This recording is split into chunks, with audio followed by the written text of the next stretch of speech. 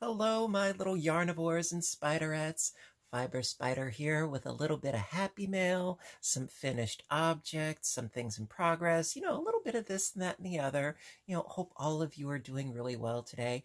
I'm doing I'm doing well-ish. You see, if you add ish to anything, it's acceptable. So, just been really, really, really, really busy as per usual. Been spending a lot of time trying to post more and more things on my Etsy store. It's more it's already a full-time job, but it's like a full-time job of a full-time job. It never stops. What I wouldn't give for like an actual day off. Oy. Whew. But yeah, it's a lot of fun. Been researching and thinking about doing perhaps some origami tutorials. Been brushing up on my folding skills. If you guys are interested, please let me know in the comments section.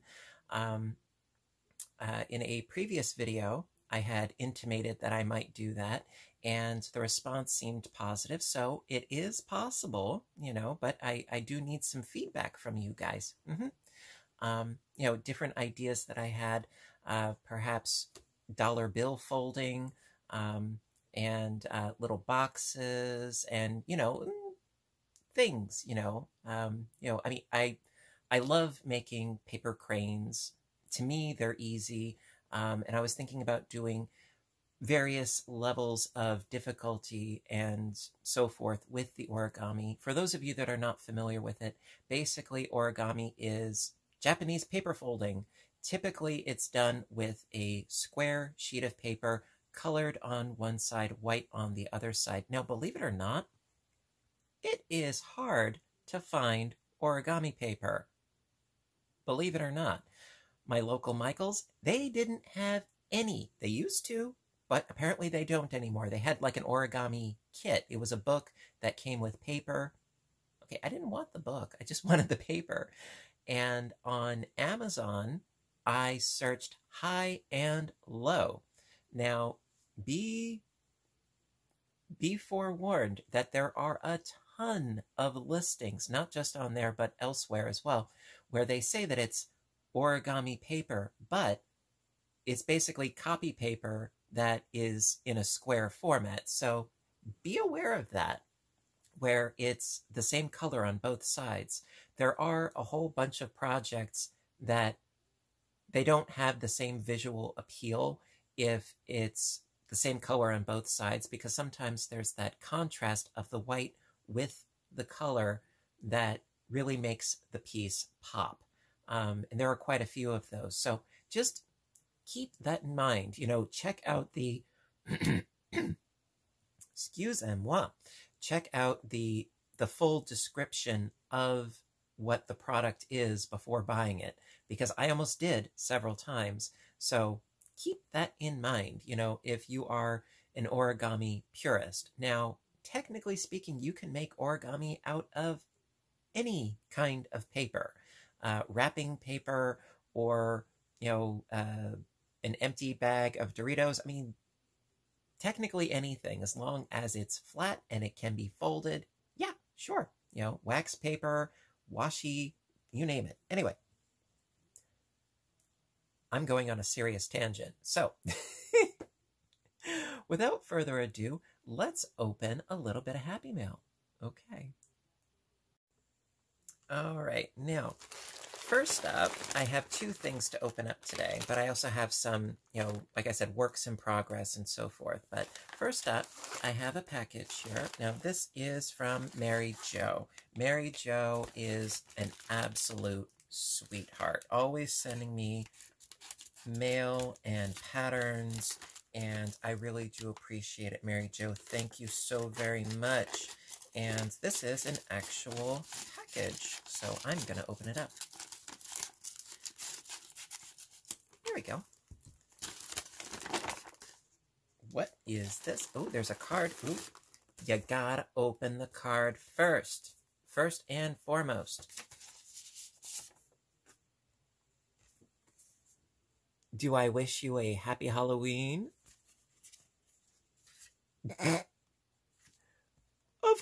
course I do. Oh, oh. I love puns. I love puns. Thank you. Now, what else is in here? Ooh, a giant spider web with a plastic spider. That's cool. So ooh, you know what? Maybe I'll decorate behind me. That would be cool. Yes, I'll be on brand. Thank you. And there's something else in here too. What is this? Oh, this is funny. It's a Williams Sonoma glow-in-the-dark skeleton apron.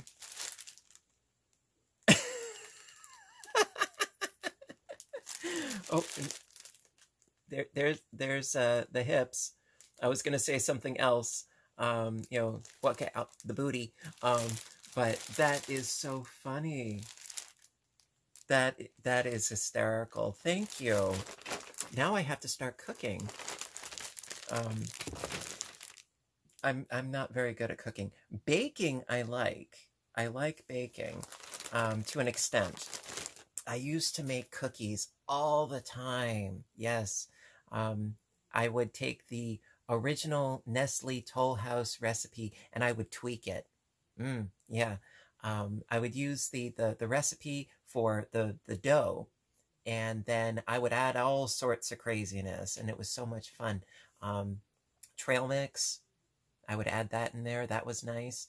I think one of my favorites, it was dried cherries in the dough. Instead of chocolate chips, dried cherries, and then after the cookie was baked, drizzle chocolate on top. Those were good. Ooh, and also adding I think it was it almonds or walnuts? I think it was almonds. Yes. Yeah, I used to do a lot of baking, but I haven't in quite some time, so I don't know. I don't know if I would make that into a tutorial, but it might be a fun video to do. You know, baking with the fiber spider. I don't know. I'm always throwing out ideas. I mean, aside from the origami, another idea that I had actually was to possibly do maybe some tutorials for jewelry making, which I used to be really, really big on making jewelry. And I'm talking like every aspect. Specifically, I would make my own beads out of polymer clay. Now, that is an endless world of possibilities right there if you're making your own beads. And I would also make my own pendants. And working with polymer clay, you can make just about anything. And it's not that expensive, but it can be very addictive. You know, like once you start, it's like you just want to keep going and going and going and make all sorts of stuff. I also used to make my own chainmail jewelry. I would actually make all of the little links with wire and pliers and link them all together. If you like mindless tedium, yep. I mean, we're talking like a couple of millimeters in diameter. Yeah, I'm certifiably certifiable. Yep, you know it. But that is another thing that I was toying around with, the idea of doing perhaps some jewelry making type tutorials. I don't know. I need feedback. I need to know if this is something that you guys would be interested in. I mean, is it crocheting? No. It's crafty. Yes. But of course, even if I did something like that, whether it's origami or jewelry making or working with polymer clay in general, I would still, of course, be doing crocheting and knitting type tutorials regardless. But I was thinking as sort of like a side thing. Just like I do my audiobook narrations, that I've been doing since the beginning of this channel. But I'm always I'm always trying to think of, things and stuff and things, Anyway, so I also have some works in progress that I want to show you guys, as well as a couple of finished things. Okay, so not that long ago, I was sent this fabulous book. This is Edward's Crochet Imaginarium, and this was sent to me by Mary Jo. Again, Mary Jo, you're a sweetheart, and I thank you for it. This book is by Carrie Lord, and I was inspired to make my own little critter. Yep. And part of this is I wanted to kind of review the book, if you will. Honestly, I really like this. Would I recommend it? Yes, I would.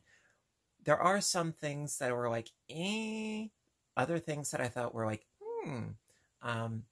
one of the things, now, okay, I understand that the writer is, I believe, UK based. Nothing wrong with that. I have nothing against patterns being written in UK terminology. However, it can be a little bit daunting. It's like when they say that it's a double crochet, whereas in the US it's a single crochet. It's not entirely necessary to have both sets of instructions back to back. It would be nice. Is it necessary? No, but it would be nice. So that was one sort of thing that was sort of like, the other thing is with the making of the limbs. Now, if any of you are familiar with making amigurumi, typically if you are making an enclosed sausage tube shape, you would start at the closed end, and you would build out the stitches into like a cup shape, and then build it out from there. Now, the reason why is because it's a lot easier to stuff the limbs. Now, what I didn't understand with the instructions in here for making one of those sort of sausage arms is that it started at the opening, and then it went down to where you then decrease and close it up. So the thing is that in order to stuff it, you would have to stuff your stuffing all the way through the length of the arm to get to the bottom. That didn't quite make any sense to me. Does it make sense to you? Because it didn't make much sense to me, because they could have been started at the base, work your way up, and then you could stuff as you go. So I thought that was kind of counterintuitive. However, I found that with the little guy that I made, which I'm going to show you in a second, that generally the instructions made total sense, and it was very easy to do, and I had a lot of fun. Now, I want you guys to say hello to my little friend. This is what I ended up creating.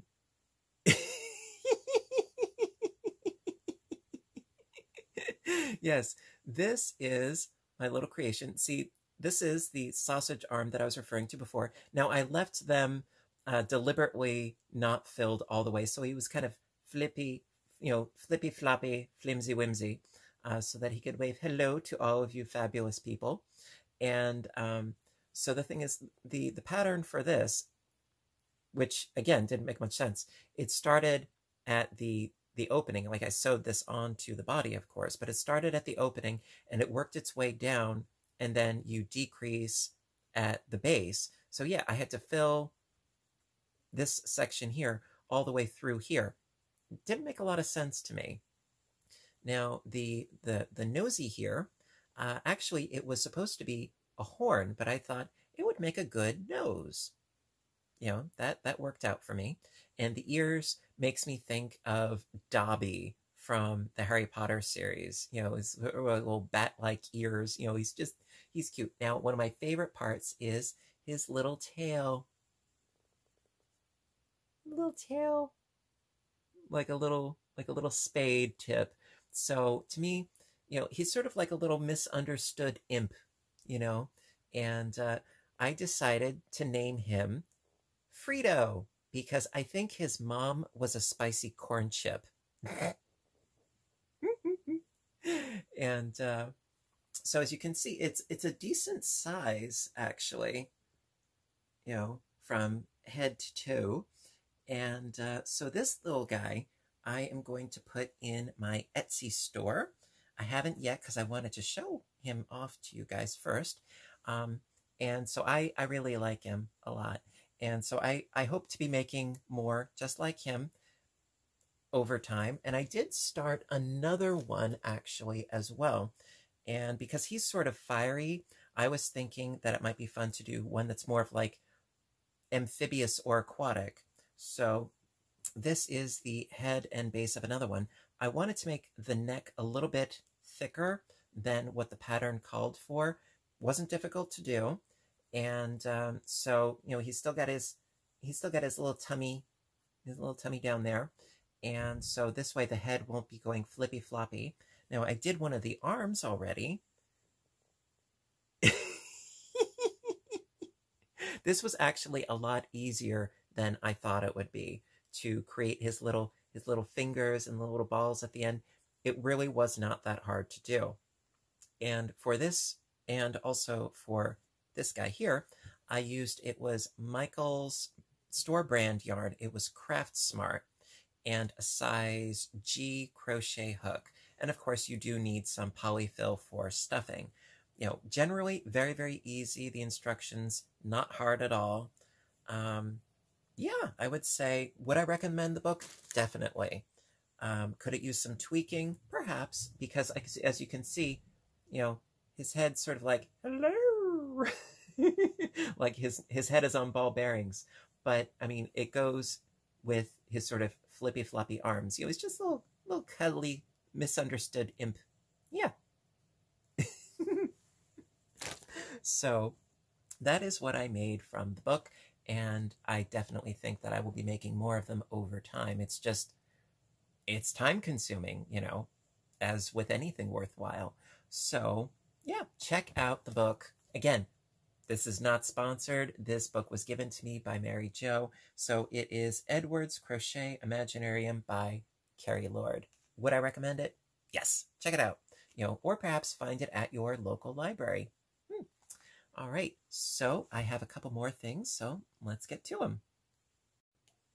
All right, so one of my works in progress. Now I did do a tutorial on this a long time ago, but I do really like revisiting patterns and making these projects again so that I can then put them up for sale on my Etsy store. Now this is the Butterfly Prayer Shawl, and I'm really liking how this is coming out. It's so gorgeous.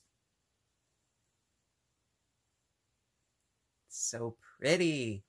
And this is done with Lion Brand's Mondoa. I believe the colorway is Warlock, if I'm not mistaken. It's so hard to remember all the colorway names, don't you think?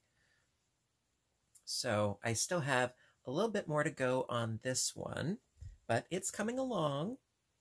It's getting there. And also another pattern that was sent to me. Now this is, give you a close-up there. Kind of fuzzy. There you go. So this is the Burnette Lacy Crochet Shawl. And this is a Yarnspirations pattern. So alas, I will not be doing a tutorial on it. However, you can find this pattern for free at Yarnspirations. And I believe that Mikey from the Crochet Crowd, he did do a tutorial on this particular shawl. The pattern, I don't know about the tutorial because I didn't watch the tutorial. I wanted to figure it out myself. The pattern, I figured it out, but it left something to be desired.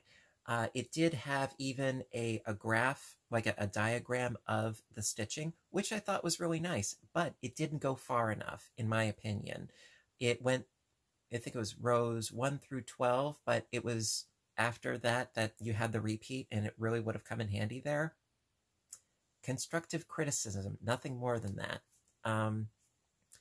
And the repeat, I found it to be a little bit confusing, but figured it out, and here is what I came up with. I really like this. I do. And this also will be available on my Etsy store as well. Now this was Karen's Skinny Cakes in, I believe it was plum pudding. And it's got a lovely texture to it too.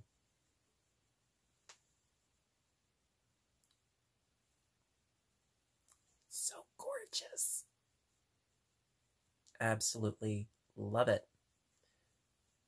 And basically you have alternate rows of front post half double crochets and double treble crochet stitches. Yes, double trebles. So you're yarning over 3 times to make those tall stitches, but it creates a really gorgeous, lacy, sort of feather and fan-ish kind of look. And on the top edge, it is flat. You know, I will say that. It is flat, but you have this really gorgeous ripple at the bottom. So I thought, you know, definitely a really nice project to do. Really liked it. But yes, it did take some figuring as far as the repeat goes. Not gonna lie. Now, what's the difficulty level? They do say intermediate. They're not kidding. But I liked it. You know, I had a lot of fun doing it, and I could definitely see doing that pattern again. So yes, if you go onto the Yarnspirations website, you can download the free pattern there. If that's your Jimmy Jam, you can totally do that. Now, I also have a sneak peek because I'm going to be doing a tutorial on this relatively soon. I might even do a tutorial on it for this upcoming weekend. Now, long while ago, I did a tutorial on the Call the Midwife blanket, which is done in rows. Then I did a tutorial on the same sort of stitch blanket, but as a square blanket starting from the center going out. Then I thought, let's do a shawl. So I did. And I really like how it came out.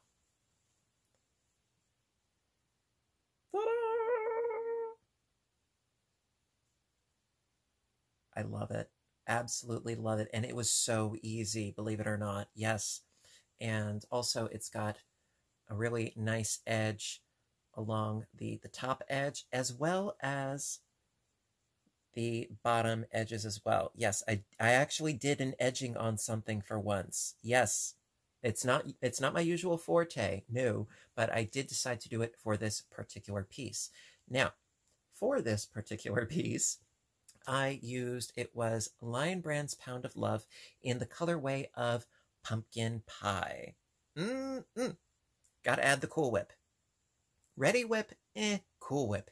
Yes, definite bonus with Pumpkin Pie. So I used the better part of just one skein to make this entire shawl. And it is big enough, at least I would say for me. Yes, totally big enough. And so yeah, only one skein for this project. It worked up really fast. And not only that, but I also had enough yarn left over from that one skein to make a divine hat, and I had this much left over. Not bad, huh? Darn tootin'. So, I've been a busy bee. I most certainly have. And so yes, I am thinking tentatively that I would like to do a tutorial on this for this upcoming weekend. Like I said, tentative, you know, I mean, like most good things, right? So, that being said, we've got one more package to open up. Let's get to it. Okie dokie. So, this last package, this is from Alyssa in New York. And going to be very careful just to cut the bag and not the contents.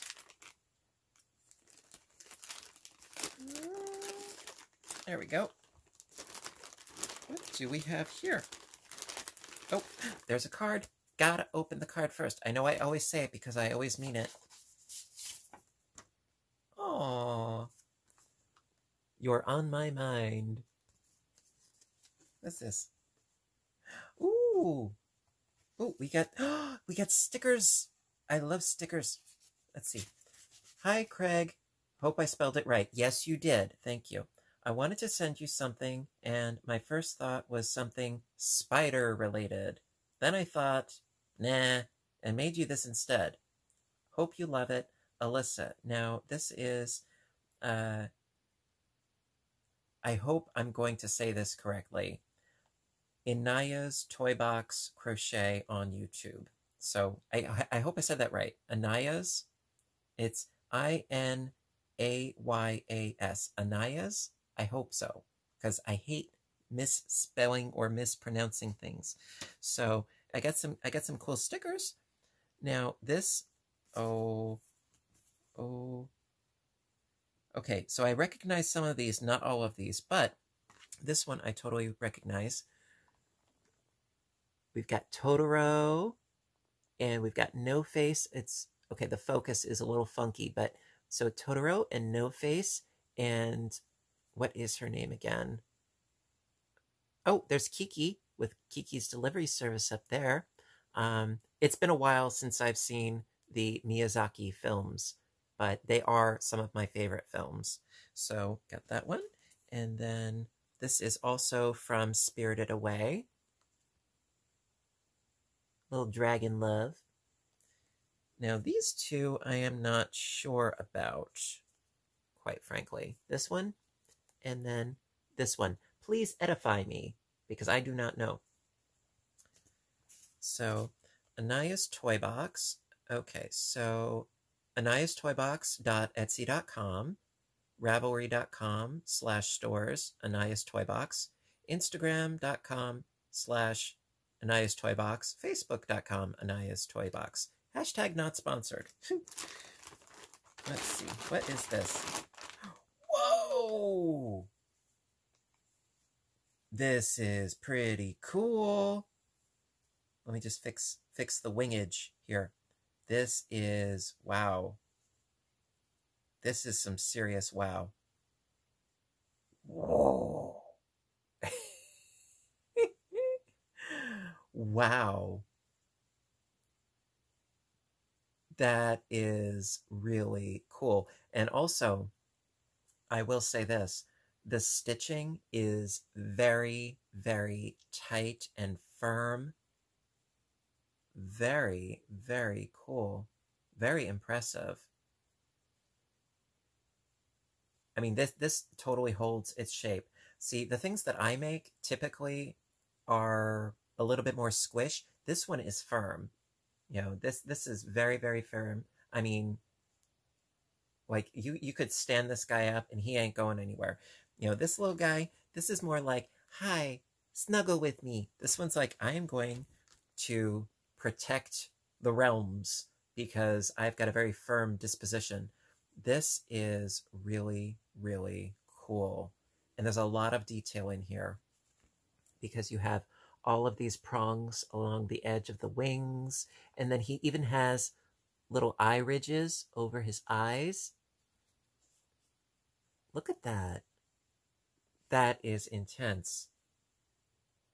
Even the shaping of his little feet, that is really cool. And if I am not mistaken, I think I know the colorway of, well, the yarn that was used for this. I want to say that this is Lion Brand's Comfy Cotton Blend because the speckles make me think of that. I think that that's what this is.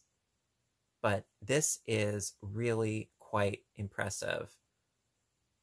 You know, and his little muzzle, his little maw. That is so cool. And there are even little nostrils on here as well. That is so cool. I am, color me impressed. I am very, very impressed. Thank you so very much. My gosh, Alyssa, you did a bang up job. Good job. And I know exactly where I'm going to put him, right over there on my bookshelf so he can protect my books. Speaking of books, actually, I am almost done with reading Matameo by Brian Jakes. And so this is what the 1, 2, 3. This is the third book. Now, some of you had mentioned that you had been familiar with the Red Wall series. So this is the third book. I'm almost done. I've got like less than 20 pages. There definitely seems to be a formula to the books by Brian Jakes, where you have these happy woodland creatures. You know, you've got hedgehogs and squirrels and mice and badgers and otters all living together happily and peacefully. And then you have these evil type invaders that are bent on either enslaving or killing the happy woodlanders. Creatures like stoats and foxes and weasels and specifically rats. And, you know, they have a battle and the good guys win. And that's pretty much been consistent with the first 3 books. There's like 20 more books to go through.